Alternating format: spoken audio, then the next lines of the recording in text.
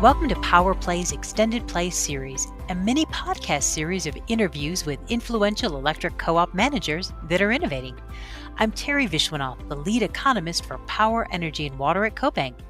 In the last of our Extended Play content featured in October to celebrate National Co-op Month, we're going to get at the heart of how our electric cooperatives serve their communities by keeping the lights on and keeping us safe. You know, their service and deep commitment is oftentimes displayed best in times of crisis, when we need the most.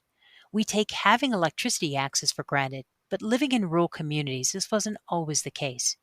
In the mid-1930s, 9 out of 10 rural homes were without electricity. Yet now, periods of severe storm outages are becoming more common, and our cooperatives are innovating to become more resilient to these changes. Looking back on the year, we tested this resilience. Back in February, the country witnessed the coldest winter pattern in more than 30 years. More than 100 million people resided in areas covered by winter storm warnings, and roughly 5 million of those people lost power. The situation was admittedly the worst for Texas. For that reason, my co-host Tamra Reynolds, a native Texan, sits down with Kerry Kelton, the CEO of MidSouth, a Texas cooperative whose community came together to weather the deadly storm. MidSouth's story is a wonderful reminder of the courage and perseverance that our electric co-ops demonstrate. I think you're going to enjoy Tamra Reynolds' interview. Here it is. In today's podcast, I'm speaking with Kerry Kelton, CEO of MidSouth Electric Co-op of Navasota, Texas. Good morning, Kerry. Good morning, Tamra. So this year, we're going to be focusing on dynamic stories at 5 different electric co-ops in the U.S. And in many ways, MidSouth is the perfect story to tell. So, Kerry, you'll probably remember that Valentine's Day this year will go down in history. Anything you want to share about the winter storm that occurred? Sure. We kept hearing that this winter storm was going to be bad. It was going to come down through our area. And we were focused on what was potentially going to be an ice storm. And we were ready for an ice storm. The ice didn't quite get to our area as far as, really a bad ice storm, but it got to the co-op just north of us. And so we were actually helping our neighboring co-ops restore power. And then we had the real cold weather start moving in, and we had to bring our crews back. And we took those winter drills. It was the middle of the night, and I couldn't sleep. I'm watching the SCADA on my phone, and we're trying to figure out what to do. And all of a sudden, we see that things were starting to happen.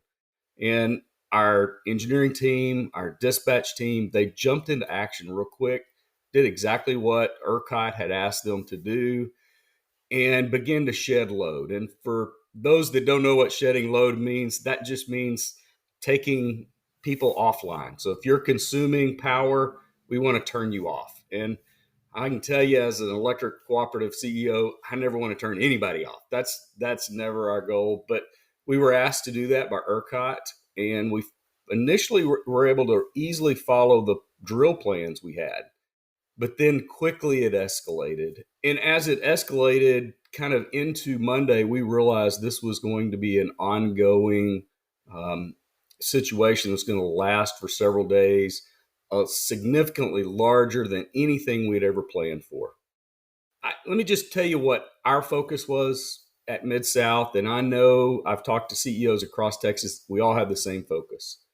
We wanted our members to have as much power as they could. That means we needed to heat their homes for as long as we could. We weren't just going to turn them off and leave them off. We wanted to make sure that they had some heat in their home.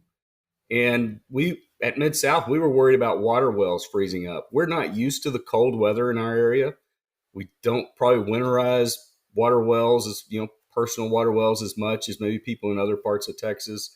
So we wanted to keep power to those water wells so members could still have water.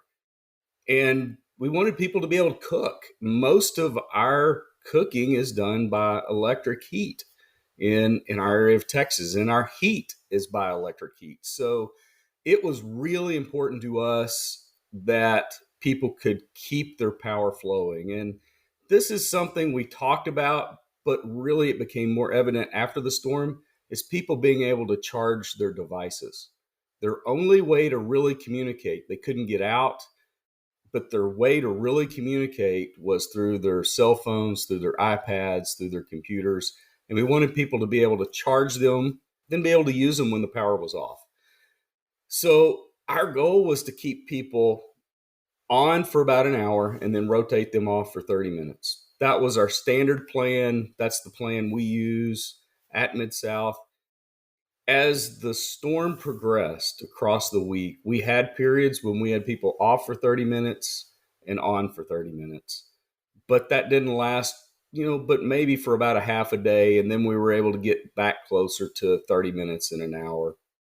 Our members initially, I think, were pretty upset. Why is our power off? We want power all the time, not just, for an hour.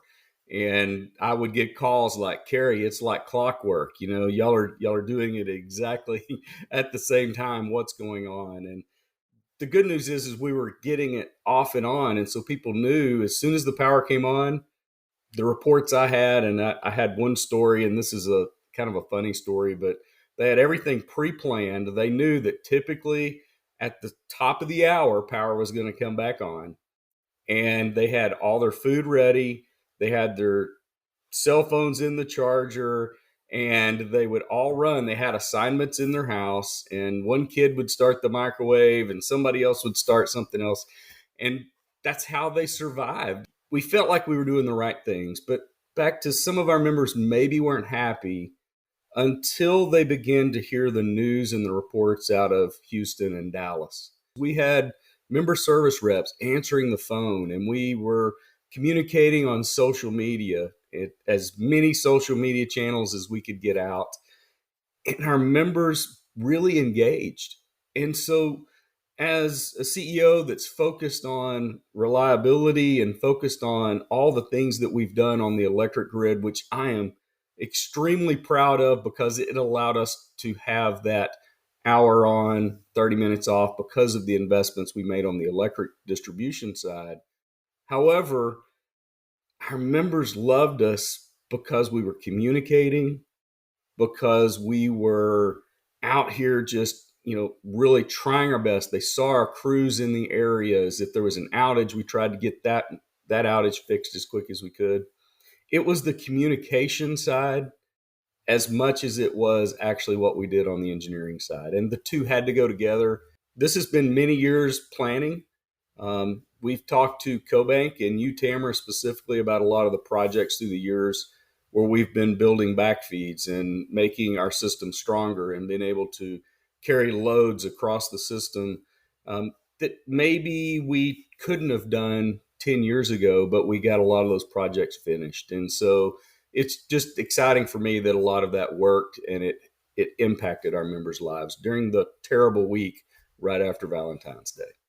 Yeah, Kerry, I really appreciate that context. It's unless you were down there in it or you had a family member that was going through that, you probably don't understand the scope of how impactful it was. And in fact, I think 2/3 of Texans lost their electricity during that 5-day period of time. You and I had talked a little bit about a study that the University of Houston had put out in March following the winter storm, and it was really directed at ERCOT consumers. Out of all the data that came back, electric co-ops members were by and large extremely happy with the communication and the way that these kind of rolling outages occurred. And I think that's really a testament to what you just said, that it was a system-wide or a co-op-wide effort.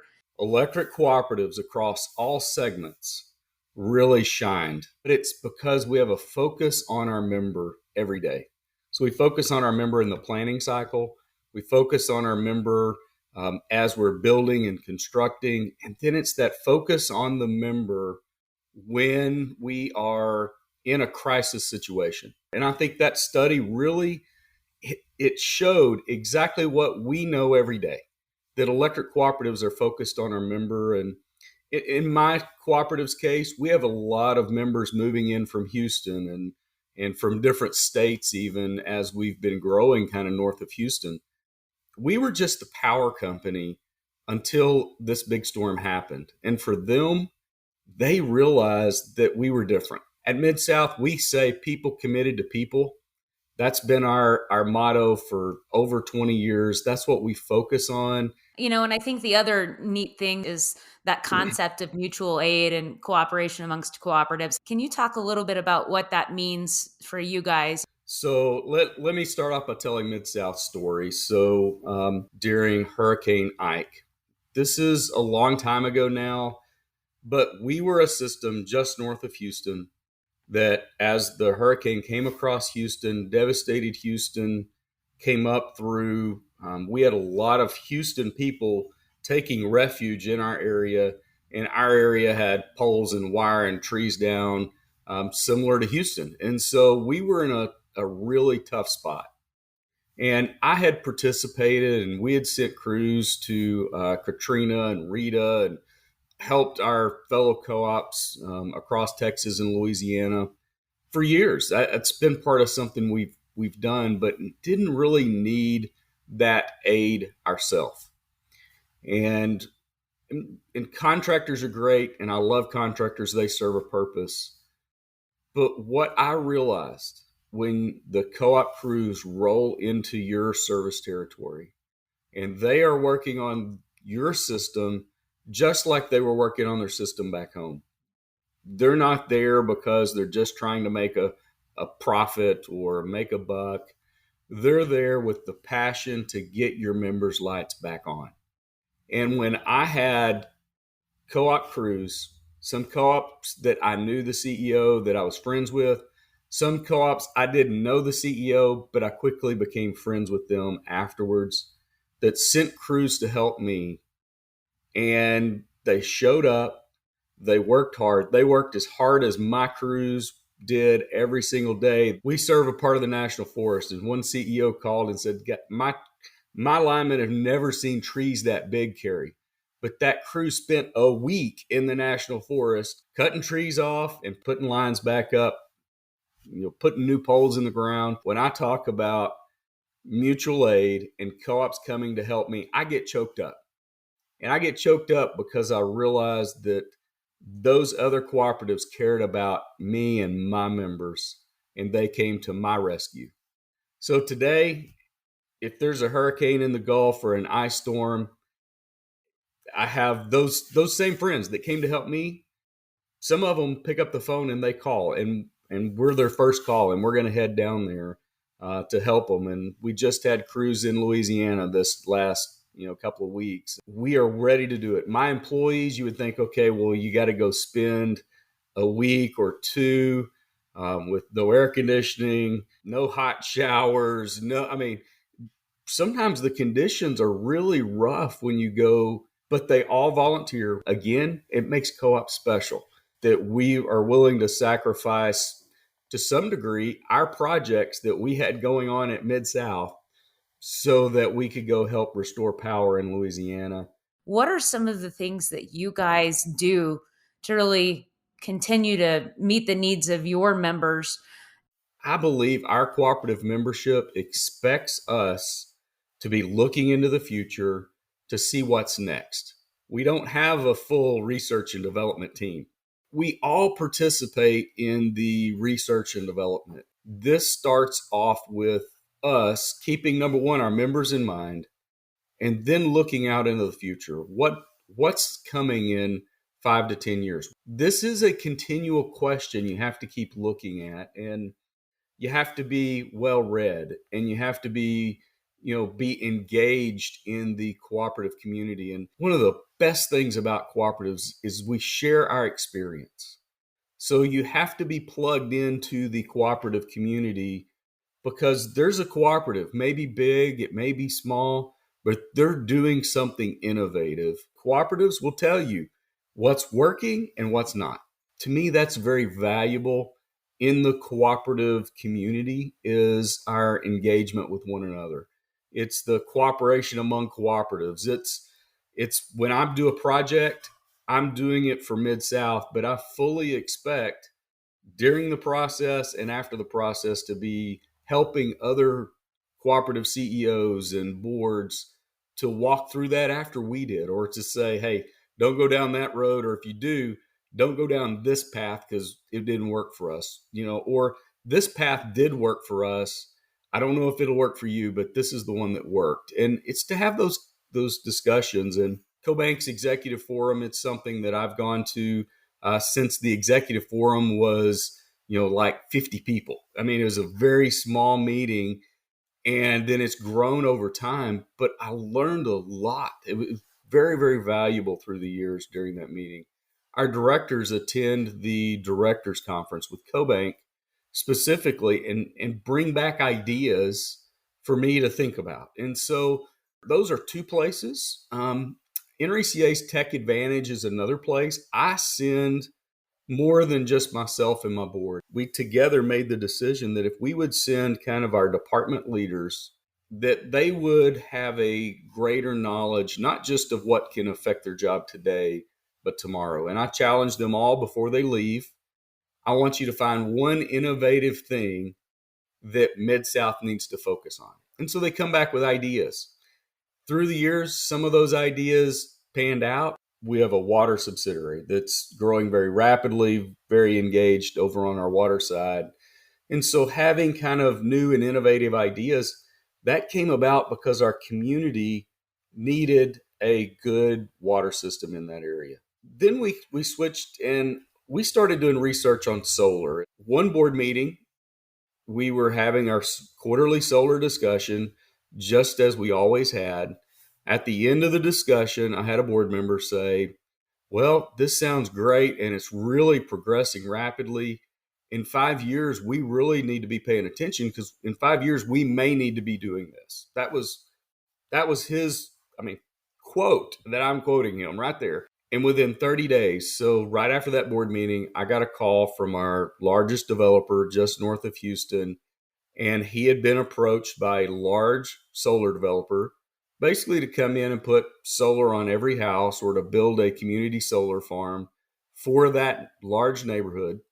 In this case, it was going to be 5,000 plus homes. I told the board, I said, okay, 5 years has gone by in 30 days. And so we now have a reason. Do we want to let our developer go and put solar on every rooftop, or do we want to develop our own community solar program? And by the end of that meeting, we need to build our own community solar. And so our board launched into solar.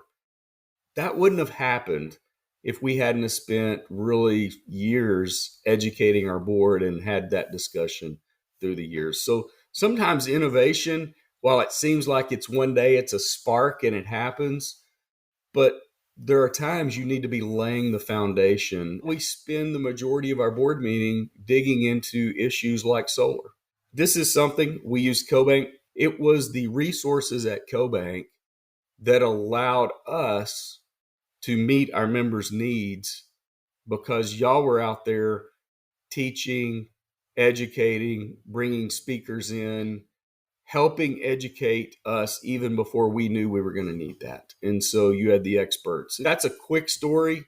I will tell you that happened again. And it happened again the next time with our fiber project. We talked about fiber back when we were talking solar, and fiber came in 10 years after our solar did. It wasn't 10, it's probably 8. But it was a long transition. Even when we decided to start building our internal fiber ring, our board, okay, let's build it. But at the time, they really weren't focused on how do we impact our members because we were building a fiber ring.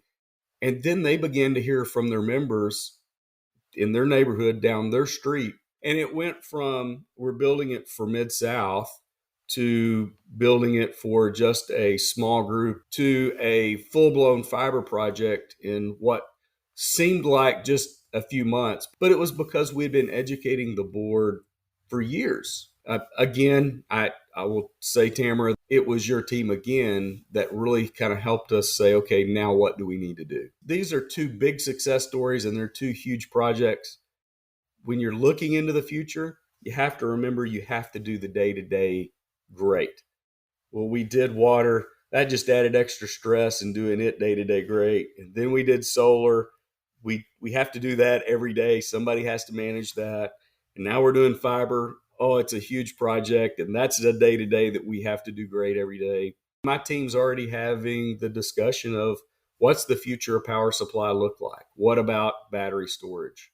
What about EVs? And we're testing EVs, and we're testing chargers. We've got level 2 chargers. We've got level 3 chargers. We have them deployed at different locations trying to experiment. But that's all in prep for what's the next thing. We don't know exactly what it's going to be, but we are still continuing that process. Being innovative takes a lot of time and resources and energy. And you guys are just a testament to continuing to look for ways to meet member needs while addressing the changing landscape. So, Kerry, I really appreciate your time today, sharing your stories. We have something special with cooperatives, and I hope by me telling stories today about what's going on at MidSouth that it will inspire cooperative CEOs, cooperative directors, others out there to continue to look for new and innovative things. Taking care of our members, that's what co-ops are all about.